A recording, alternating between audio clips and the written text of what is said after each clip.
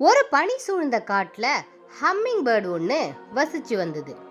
ஒரு நாள் அது பறந்து போகும்போது அழகான பிங்க் கலர் பூவை அது பார்த்துச்சு. பயங்கரமான பனியால அந்த பூவால விரியவே முடியல. அது குளிர்ல நடுங்குச்சு. அந்த ஹம்மிங் பேர்டோ பூவை சுத்தி சுத்தி வெப்பம் கொடுக்கறதுக்காக வட்டம் போட்டுக்கிட்டே இருந்துச்சு. கொஞ்சம் கொஞ்சமா அந்த பூவும் விரிய தொடங்குச்சு. நைட்டு ஃபுல்லா அந்த பூ பக்கத்திலேயே அந்த ஹம்மிங் பேர்ட் சுத்திக்கிட்டே இருந்துச்சு. கடுமையான பனி புயல்லையும் அந்த பூவை விட்டு விலகாம அந்த இடத்துலயே அந்த ஹம்மிங் பேர்ட் தூங்குச்சு. ஒரு சில நாள்லயே அந்த இடம் ஃபுல்லாவே பனி குறைஞ்சு அந்த பூவும் அழகா பூக்க ஆரம்பிச்சது.